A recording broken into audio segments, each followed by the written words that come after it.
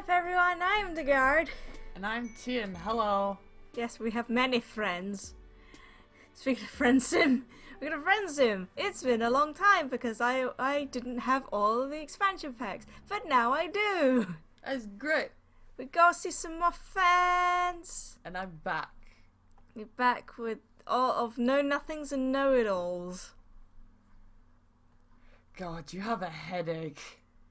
Is it dehydration? Only if you're thirsty for companionship. The thirst. That's me. Are you hurt? Only your heart and it aches for more pals. No, I think you're dehydrated. Is it withdrawal? Only from your addiction to your new buddies. Oh, that's a bad addiction. Really, there's only one cure for what ails you. It's more cowbell. Friendship! You wonder whose sweet medicine you'll be imbibing this time. That actually sounds filthy. Galesh Zigzy. Zigisi. He looks nice. He got a tile. What is this little brat? Galesh. It's a chilly night. Not in a bad way, though. It's the kind of crisp air that invigorates you. You think you might just fuck around and make a friend. Yeah, because that's what everyone does. You're busy breathing in a big old lungful of the stuff when you hear someone call out behind you. Excuse me, alien, I'd like a word. It's phrased like a request, but delivered like a command. You don't recognize the voice, so you do some mental calculations as you turn.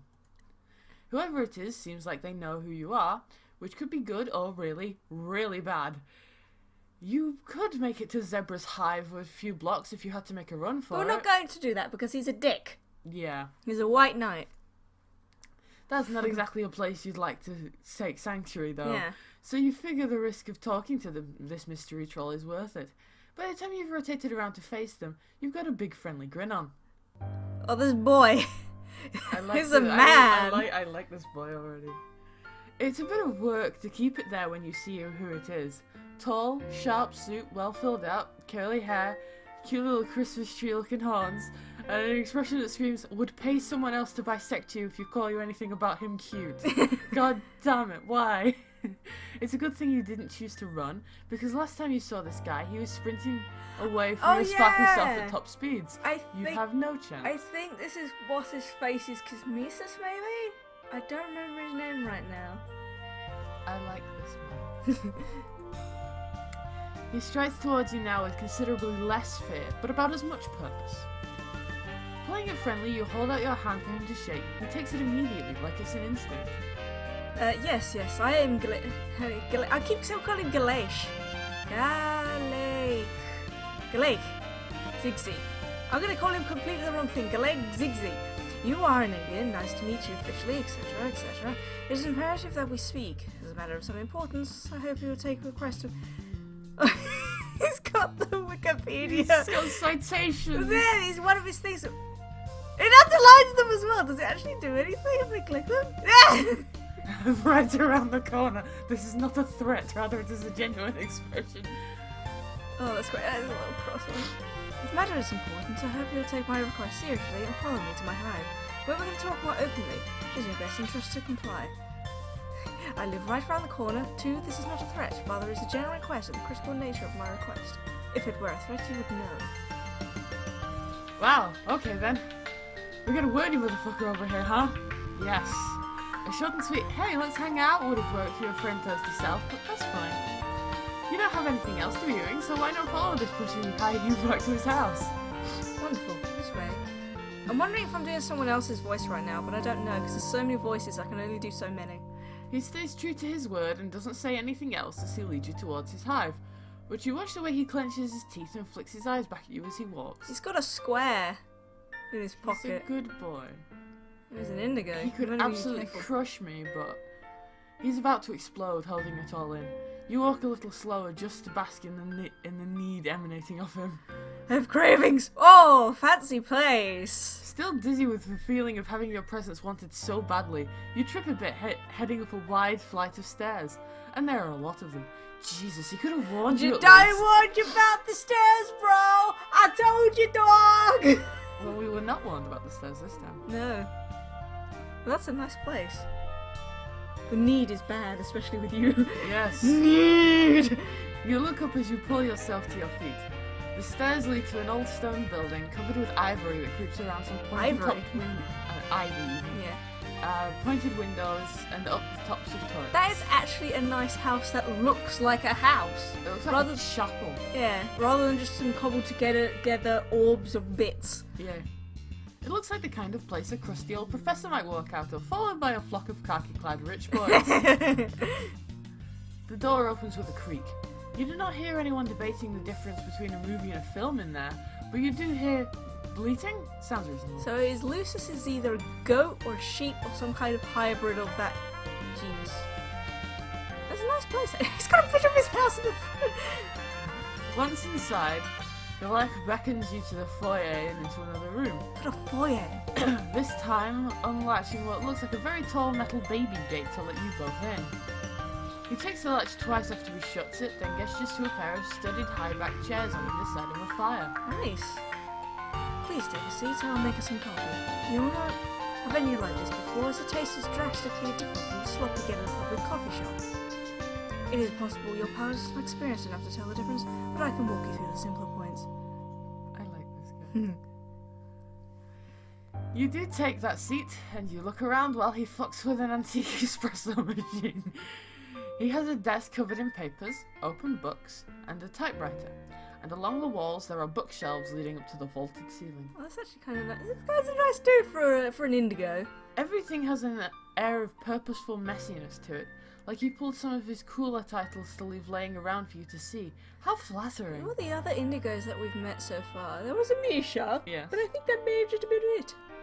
Oh, I swear there was someone else. Oh no, Zebra. Yeah, but fuck him, he doesn't matter. That's it. You mentioned that this must be one of the personal jerk-off book hives Texas was talking about. Yes. Excuse me. Never mind. You clear your throat and ask him what he wanted to talk about. He hands you a cup and sits down in the other chair. Well, at least it's a lot better intro than most of the people we've met. He's like, hey, do you want to come over for coffee? You want a cup of coffee? No problem. Of course. Oh, God, that's a paragraph. This guy's almost as bad as Cancry. Of course, I just wanted to clear up a misunderstanding between us. Being... Oh, okay. Fuck. Okay. Specifically you misunderstanding me. I spent considerable time in the interior and researching you, of course. This is why I was able to track you down so easily. You Rainbow should- fucker extraordinaire. You should continue reading and then read the citation. Ah, okay, yeah. Sounding standard for chillers. Must be under the false impression that I am uninformed, i.e. the attributes of rainbow drinkers. You may even think that you have successfully fooled me into thinking you were one yourself when we first met. I just had not previously encountered one in real life, nor had I seen an alien for that matter. I have spent considerable time in the interim researching you, of course, which is why I was able to track you down so easily. Furthermore, when I saw you before, you were in this company of one of Tagora Gojic. Rainbow fucker extraordinary. He wishes. I was making sure the most reasonable assumption possible, given the information I had available. It makes complete sense if you think about it. He looks at you expectantly. You guess it's your turn to say something? Oh, fuck. I don't give a shit, my dude. That feels very Serena. I feel like either of these is going to get us punched. Like, give a concerned look. Roll it. What? Okay, so how do you want to do this? I'd like to look at the answer. We're not doing this. We die like men. Man, what the fuck is this guy talking about? That's my line. Yes. Man, what the fuck is this guy talking about? He thought whatever he wanted was going to be a way bigger deal. I know you. You want to get this straight, you say? He dragged you all the way here under a thick veil of secrecy just so he could tell you he knows what he's talking about? That he was actually right and not wrong, smart and not dumb, specifically about rainbow drinkers? Totally. Yes. Technically, not only specifically about that topic, but that is the pertinent piece of information in this conversational context. This is confusing to you. I cannot have people thinking incorrect things about me. Cool, no, you were just checking. You tap your fingers on your leather arm of the chair. Is that all he wanted from you? Oh, yes, I suppose, as long as we are in agreement. And you don't intend to spread anything.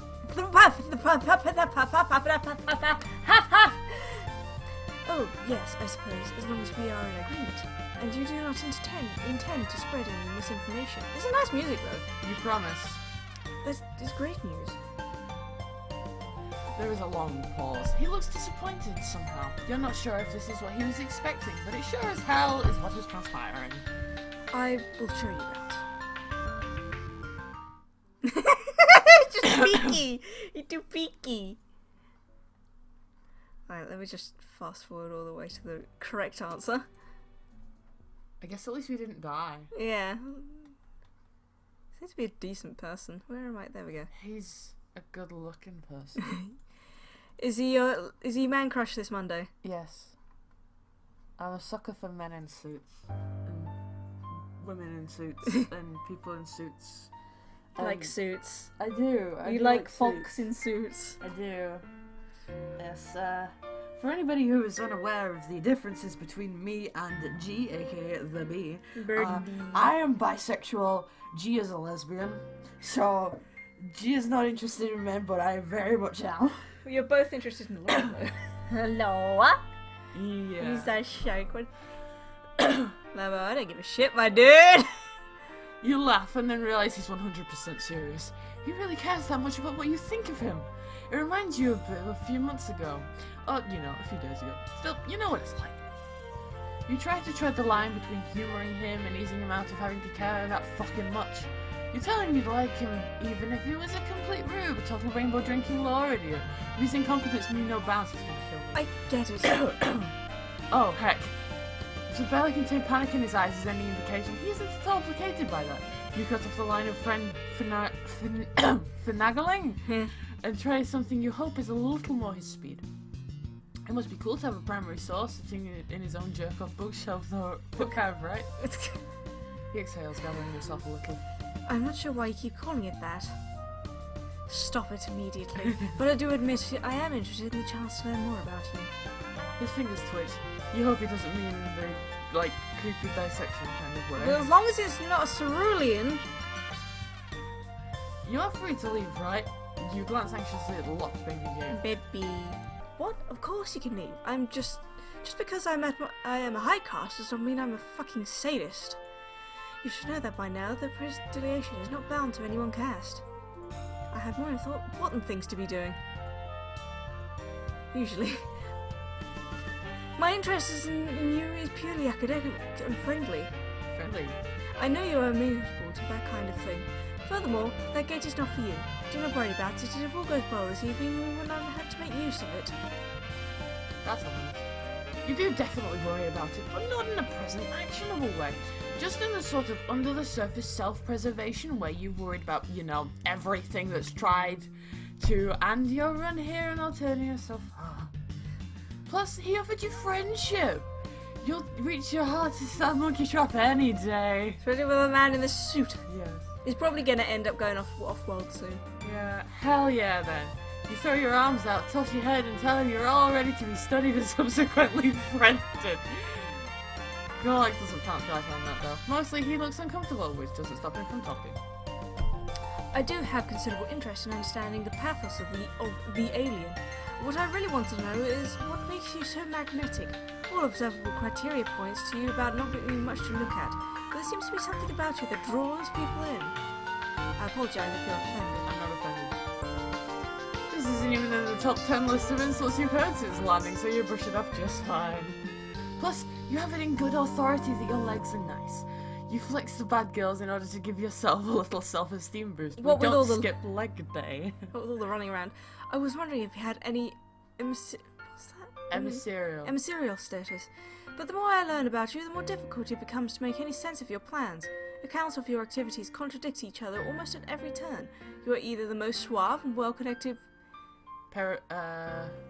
plenipotentiary I have ever heard of, or you're running around with no clue what you're doing and somehow it all works out for you anyway. I'm strongly leaning towards the latter, especially after this meeting. For example, what the fuck are you doing with your legs right now? Is that supposed to be impressive to you? You mean it's worked before? A low, frustrating clicking rumbles in his throat. He puts his coffee aside and crosses his legs. I feel like the original language of trolls would have been some form of clicking, considering the fact that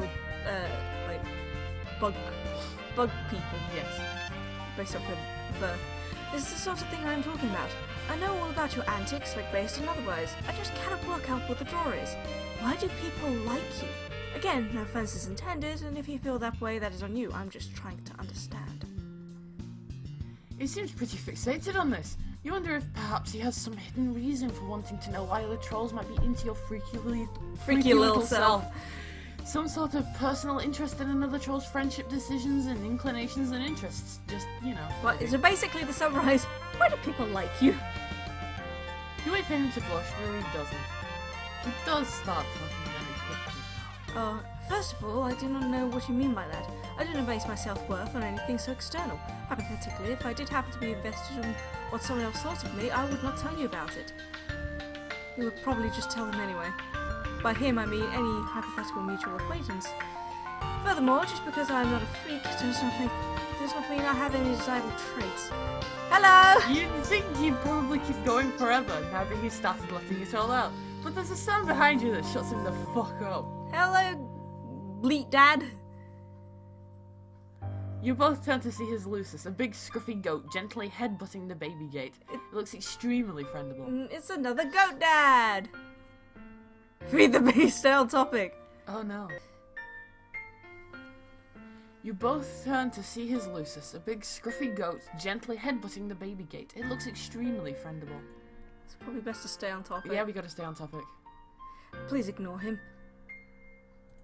He'll wander away in a minute. He just wants to get in here and cause problems. You think hard to yourself about this. You really want to go pet the big goat dad, but you want to dish about this guy's love life for even more. What? You've heard some about this situation from the other side, of course, but you really shouldn't let Galak know that Tagora tells you about their tentative and awkward pitchish flirtation, unless, you know, it helps you get more friends. I don't know what I'm thinking back on Tagora, and he makes Tyrion faces. No! You slap your own cheek to snap yourself out of it. No secret spilling! Galak leans away from you against the back of his chair. Fuck, you are really not doing anything to change my impression of you. You have an idea, so you cut him off before he can monologue you to death. You tell him that it sounds like what's really bothering him, a regular non-freaky guy, is that he's jealous of your free-spirited friendability. He wants what you've got. He glares at you, his breathing quickening. Oh yeah, hit a nerve. I do not want anything of yours. What is it that you mean by that, though? What is it exactly that you've got? He's not... Never mind, redact that. I reiterate my previous non-covetous stance. Interrupting him worked pretty well so far, so you try it again. Let's cut the shit, you say. There's no reason for him to hide anything from you. First of all, you already promised to like him no matter what. Secondly, you know what it's like to want to impress someone. And finally, you know all about how to be a huge motherfucking weirdo. So, why doesn't he let you show him how to walk on the wild side? You can take a few pointers from Altenia's biggest freak. You can see the ensuing makeover montage already, and you start bouncing a bit in your seat. What? I have zero interest in... Okay, that won't do it. You try one more tactic. Thank him, you guess he just doesn't mind not knowing shit about how to be a freak. Old Galacthal, I'll say. Smart at how to be boring, and a real big dumbass about words that I'm being so mean. I see what you're doing. Unfortunately for me, it'll absolutely work. It stands to reason that allowing you to broaden my horizons with your alien ways will only serve to increase my cultural competence. Great! So what'll it be? Shopping for a new, more casual suit? No. Or something wilder? Spicy on the... No. Dyeing your hair? Or the weirder body mod? Galak's eyebrows shoots up. That last one sounds interesting. Wow, he's really ready to go whole ass, huh? You weren't expecting that from this guy, but you guess maybe he was waiting for an excuse to try something. That or he really can't deal with not being Altenia's biggest obnoxious know-it-all. Go big or get cold, as they say. Damn, that probably is what they say. Anyway, you can't wait to get the show on the road. You tell him that you know a guy who could probably help him out. Will he be discreet? I'm willing to leap into this, but I need to protect my privacy, of course. Oh, for sure. You mean, like, probably. His brow furrows, either at your continued interruption or at your hesitance, so you waste no more time and whip out your palm husk. pull up the secret gripe profile you got Malik to make so you could keep in touch and call him up. What's up, bro, buddy? You get right to it and tell him you made a new friend who's looking to get a new hole put in him. Behind you, you hear Galak choke on his coffee. Artistically, an aesthetic hole. Galak shrugs weakly, his eyes still wide. Oh, something similar. Hell yeah! Anything for you, bud. Malik's eyes dart from your face to the room behind you. You're not sure how much you can see through the screen though. My gear's easy to pack, so I'll be over. I'll bring options. You start to give him directions, but he stops you. Don't worry, I know exactly where you are. Your palm husk is low jacked. Figured you'd be cool with that. See you soon. Malak hangs up, and you grin at Galak to reassure him. This sure seems like a manageable situation. He offers you more coffee, which you take because you are a polite guest. Galak starts ideating in a small leather-bound notebook, so you mostly watch, listen to him explain the brainstorming process, take sips, and wish the goat would come back. Eventually, you hear footsteps approaching. Galak jumps when Mark opens the baby gate. How did you get in the front door? I hacked it. Galak's mouth opens and shuts a few times. His eyes dart between you and Malak's matching hoodies. Just kidding. The operation is pretty low tech for an indigo, unfortunately. Ulysses let me in. Anyway, I'm Malik. And from behind him, a proud pleating. Hell yes! Galak looks around and wrings his hands. There's a lot going on all of a sudden. He points to you. You, an alien.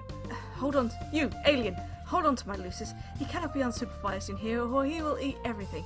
As for you, Malik, hello. My name is Galak Zigzi. Welcome to my hive. Things are not typically so hectic in here. I apologize. That's no problem.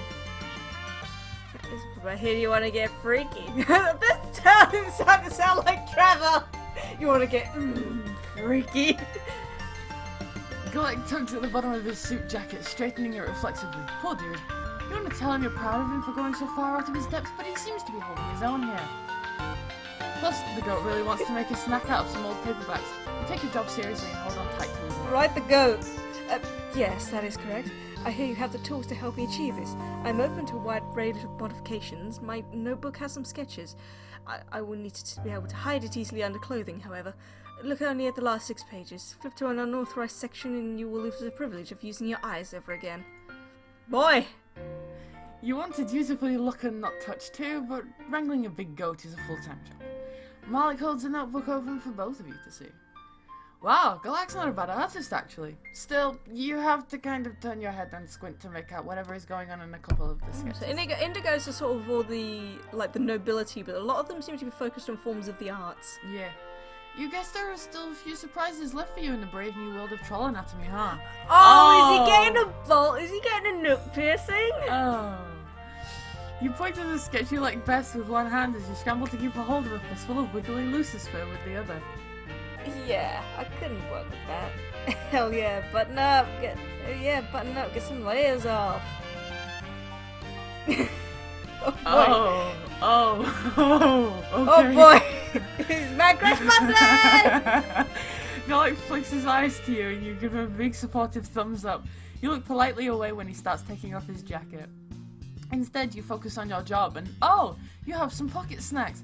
You pull out some mostly not bruised fruit and offer it to Galak's Lucis. He chomps it up readily and calms down a bit. Geez, can't Galak afford food for this guy? He probably can, it's just goats eat everything.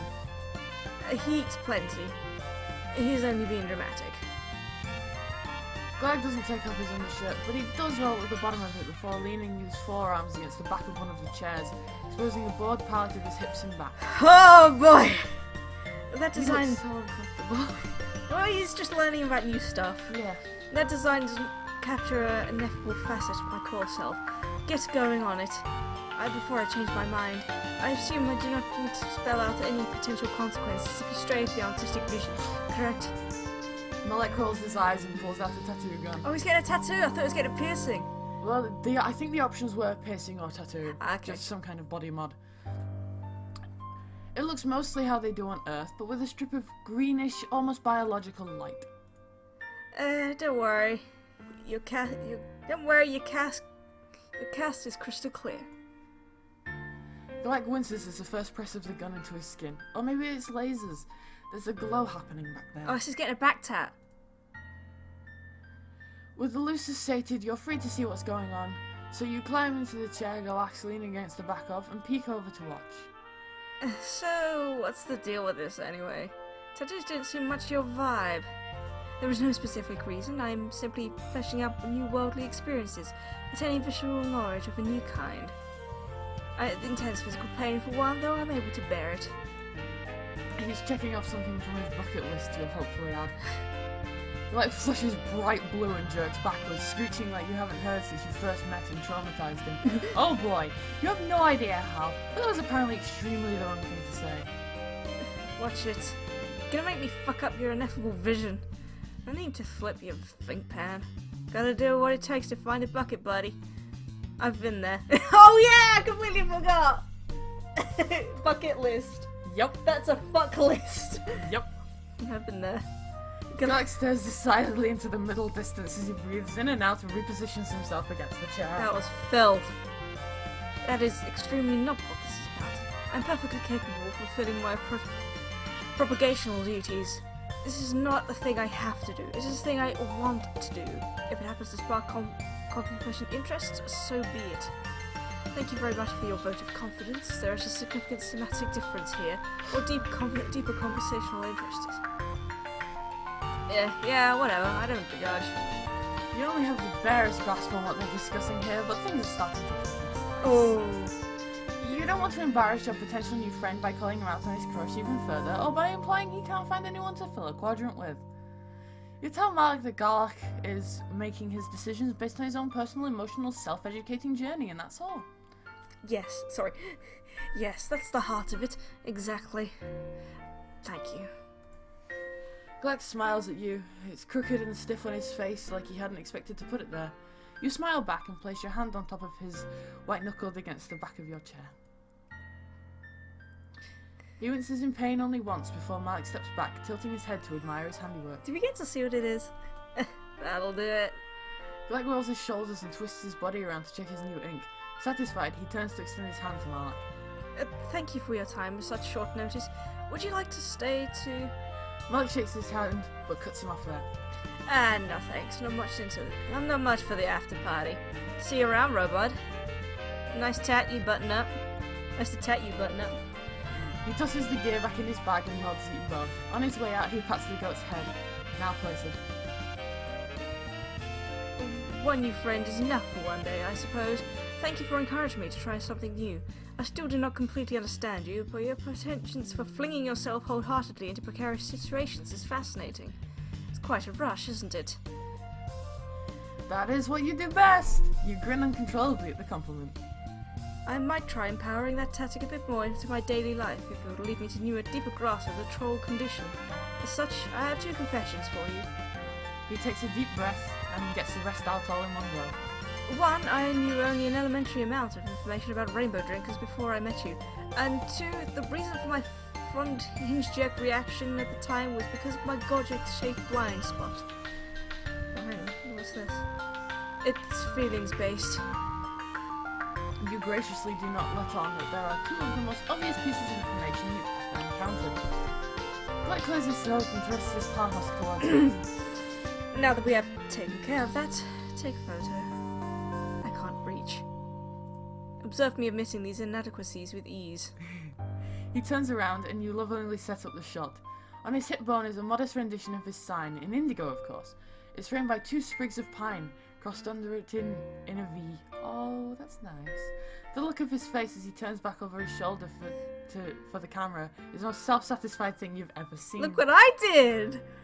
When you hand Galak his palm husk back, he fucks with it for a minute and then starts buzzing with notification after notification. He looks up at you, a smile creeping into the corner of his mouth. He bites it back like he's not sure what to do with the undefinable happiness he's experiencing. He hates it. For God's sake, pick what you want! Just in time for us to win. I like him on his phone. It's very adorable. He is very nice and I want to give him a hug. You can But give him a hug now. I don't think that he'd like it very much. You But just I do like the smug, he hates it. He hates it. Thank you so much for watching. Stick about if you want to see some small sassy teals. But for now, just sit tight and stay shiny for me. And we're taking this one as well.